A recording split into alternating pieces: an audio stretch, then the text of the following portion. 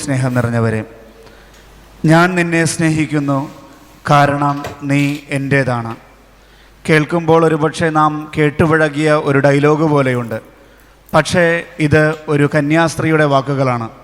2016 36ാമത്തെ വയസ്സിൽ മരിച്ച ക്ലെയർ ക്രോക്കറ്റ് എന്ന കന്യാസ്ത്രീയുടെ, അയർലാൻഡ് കന്യാസ്ത്രീയുടെ ഒരു പ്രാർത്ഥന. ഞാൻ നിന്നെ സ്നേഹിക്കുന്നു, കാരണം നീ എൻ്റേതാണ്.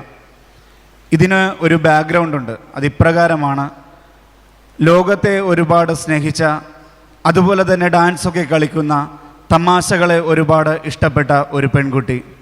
അതിനേക്കാൾ ഉപരി 300-ലേറെ ഹോളിവുഡ് ചിത്രങ്ങളിൽ അഭിനയിച്ച ക്ലെയർ എന്ന ആ പറയുന്ന പെൺകുട്ടി. ഇവൾ ഒരു ദിവസം ഇതുപോലെ നിശാ പാർട്ടിയൊക്കെ കഴിഞ്ഞ് ഒരു കയ്യിൽ ബിയറും മറ്റേ കയ്യിൽ സിഗരറ്റുമായി ഇങ്ങനെ നടക്കുകയാണ്.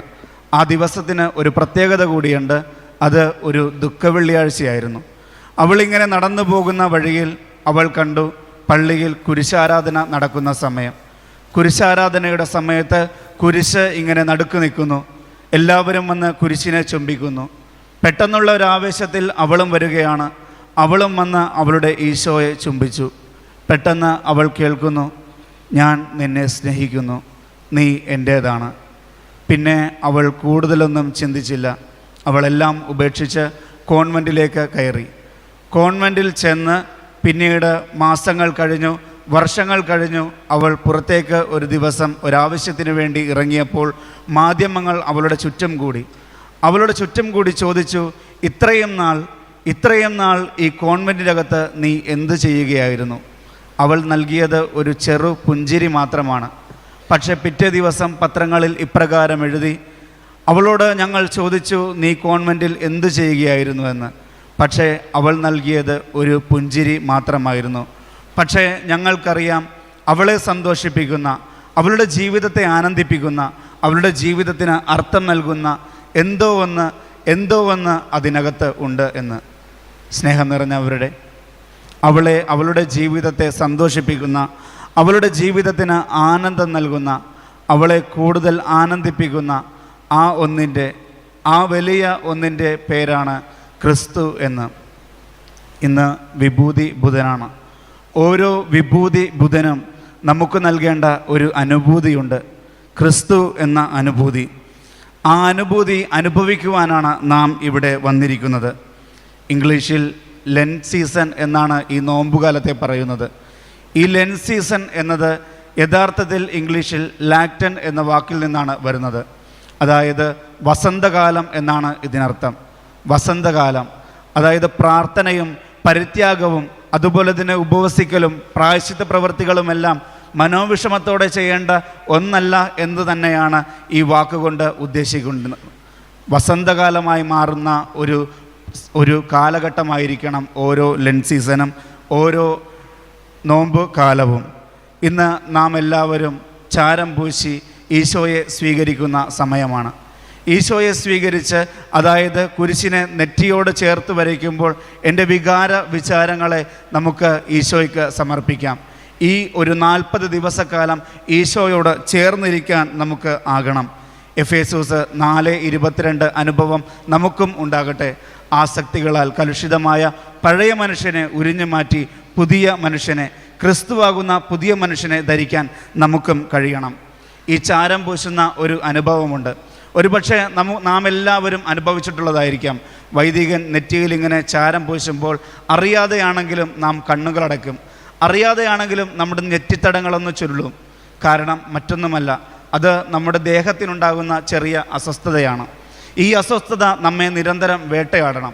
ബൈബിളിൽ പല ഭാഗങ്ങളിലായി പറയുന്നുണ്ട് എങ്ങനെയാണ് പൊടി എന്ന വാക്ക്, എങ്ങനെയാണ് ഈ ചാരം എന്ന വാക്ക് ഉപയോഗിക്കുന്നതെന്ന്. ഉൽപ്പത്തിയുടെ പുസ്തകം 3-ാം അധ്യായം 19-ാം വാക്യത്തിൽ പറയുന്നു, മനുഷ്യ നീ മണ്ണാകുന്നു, മണ്ണിലേക്ക് നീ മടങ്ങുന്നുവെന്ന്. സ്നേഹം നിറഞ്ഞവരെ, ചാരം എന്നത് നശ്വരതയുടെ അടയാളമാണ്. ഈ ലോകം എന്നതല്ല, മറ്റൊരു ജീവിതം നമുക്ക് ഉണ്ട് എന്നുള്ളതിൻ്റെ അടയാളമാണ് ഈ ചാരം പൂശലിൻ്റെ അടയാളം. സുവിശേഷകൻ പറയുന്നുണ്ട്, നിങ്ങൾ ലോകം മുഴുവൻ നേടിയാലും സ്വന്തം ആത്മാവിനെ നഷ്ടപ്പെട്ടാൽ എന്ത് പ്രയോജനമെന്ന്. വീണ്ടും ഉൽപ്പത്തിയുടെ പുസ്തകം 18-ാം അധ്യായം 27-ാം വാക്യത്തിൽ അബ്രഹാമിൻ്റെ ഒരു പ്രാർത്ഥന കാണുന്നു. പൊടിയും ചാരവുമായ ഞാൻ കർത്താവിനോട് സംസാരിച്ചുവല്ലോ. സ്നേഹം നിറഞ്ഞവരെ, ചാരം എളിമയുടെ പ്രതീകമാണ്. പൊടിയും ചാരവുമായ ഞാൻ കർത്താവിനോട് സംസാരിച്ചുവല്ലോ. ഈ പള്ളിമുറ്റത്ത് ഇങ്ങനെ നിൽക്കുമ്പോൾ, ഈ പള്ളിയുടെ അകത്ത് ഇങ്ങനെ നിൽക്കുമ്പോൾ, സ്നേഹം നിറഞ്ഞ ഈശോയെ നാം സ്വീകരിക്കുമ്പോൾ നാമും എളിമപ്പെടണം. പൊടിയും ചാരവുമായ ഞാൻ ഈശോയ്ക്ക് മുൻപിൽ ആയിരിക്കുന്നല്ലോ. പൊടിയും ചാരവുമായ ഞാൻ എൻ്റെ ഈശോയെ സ്വീകരിക്കുന്നല്ലോ. എളിമപ്പെടാനുള്ള ഒരു അനുഭവം, എളിമപ്പെടാനുള്ള ഒരു പ്രതീകമാണ് ഈ ചാരം പൂശൽ. മൂന്നാമതായി നാം കാണുന്നുണ്ട് ജോബിൻ്റെ പുസ്തകം 42-ാം അധ്യായം 6-ാം വാക്യം. ഇതാ ചാരത്തിൽ കിടന്ന് ഞാൻ എൻ്റെ പാപത്തെക്കുറിച്ചോർത്ത് പശ്ചാത്തപിക്കുന്നു. സ്നേഹം നിറഞ്ഞവരെ, ചാരം പൂശൽ അത് പശ്ചാത്താപമാണ്. ജോബ് കിടന്ന് പറഞ്ഞതുപോലെ ഈ പാപത്തിൽ, ഈ ചാരത്തിൽ കിടന്നുകൊണ്ട് ഞാൻ എൻ്റെ പാപത്തെ ഓർത്ത് പശ്ചാത്തപിക്കുകയാണ്. പ്രതിവചന സങ്കീർത്തനത്തിൽ നാം നിരന്തരം പറഞ്ഞല്ലോ, കർത്താവെ അങ്ങേക്കെതിരായി ഞാൻ പാപം ചെയ്തു, ഞങ്ങളിൽ കനിയണമേ. ഈ പ്രാർത്ഥന നമുക്കും നിരന്തരം ഏറ്റുചൊല്ലാം. പിന്നീട് വീണ്ടും കാണുന്നു ദാനിയേൽ പ്രവാചകൻ്റെ പുസ്തകം 9-ാം അധ്യായം 3-ാം വാക്യം. ദാനിയേൽ പ്രവാചകനെക്കുറിച്ച് പറയുന്നത് ദൈവത്തിന് ഏറ്റവും കൂടുതൽ ഇഷ്ടമുള്ള മനുഷ്യൻ എന്നാണ്. പക്ഷേ ആ ദാനിയേൽ പ്രവാചകൻ പ്രാർത്ഥിക്കുന്നുണ്ട്, ഞാൻ എൻ്റെ ഇസ്രായേൽ ജനത്തിന് വേണ്ടി ഇതാ ചാരം പൂശുന്നുവെന്ന്. സ്നേഹം നിറഞ്ഞവരെ, ഓരോ ചാരം പൂശലും അത് മറ്റുള്ളവർക്ക് വേണ്ടിയുള്ള പ്രാർത്ഥനയാണ്. വീണ്ടും എസ്തേറിൻ്റെ പുസ്തകത്തിൽ 14-ാം വാക്യത്തിൽ എസ്തേർ ഒരു രാജ്ഞിയാണ്. പക്ഷേ അവൾ ചാരം പൂശുന്നുണ്ട്. എന്തിനു വേണ്ടി? അവളുടെ രാജ്യത്തിൻ്റെ സംരക്ഷണത്തിന് വേണ്ടി. സ്നേഹം നിറഞ്ഞവരെ, ചാരം പൂശൽ അതൊരു സംരക്ഷണമാണ്. നശ്വരതയുടെ അടയാളം, എളിമയുടെ അടയാളം, അതുപോലെ തന്നെ പ്രായശ്ചിത്തത്തിൻ്റെയും പശ്ചാത്താപത്തിൻ്റെയും അടയാളം, പ്രാർത്ഥനയുടെ അടയാളം, സംരക്ഷണത്തിൻ്റെ അടയാളം. ഓരോ ചാരം പൂശലും നമുക്കും അങ്ങനെയുള്ള ഒരു അനുഭൂതി നൽകട്ടെ. ഇന്നത്തെ 1-ാം വായനയിൽ നാം കേട്ടു, ഇപ്പോഴെങ്കിലും ഉപവാസത്തോടും അനുതാപത്തോടും തീക്ഷ്ണതയോടും നെടുവീർപ്പോടും കൂടി നീ എൻ്റെ അടുക്കലേക്ക് വന്നുവല്ലോ എന്ന്.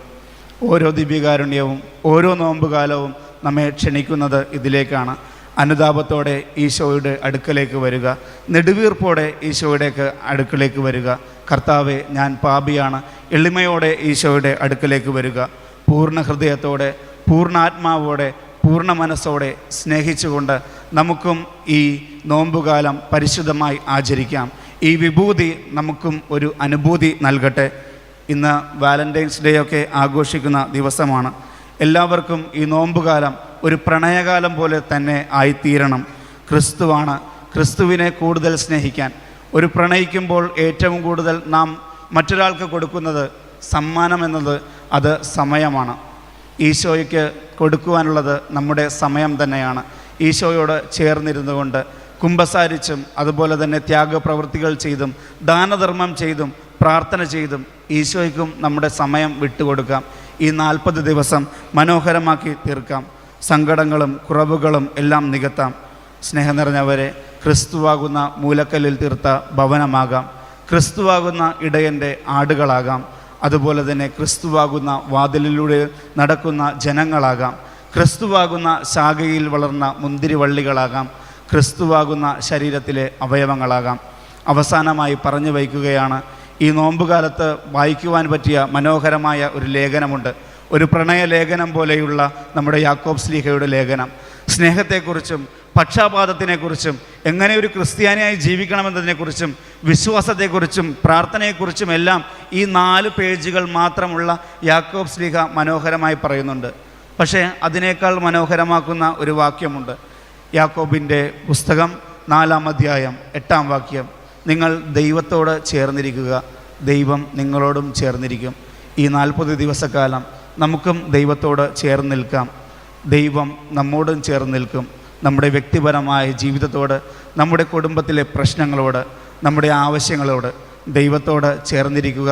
ദൈവം നമ്മോടും ചേർന്നിരിക്കും. വിഭൂതി അങ്ങനെ നമുക്കും ഒരു അനുഭൂതിയായി തീരട്ടെ.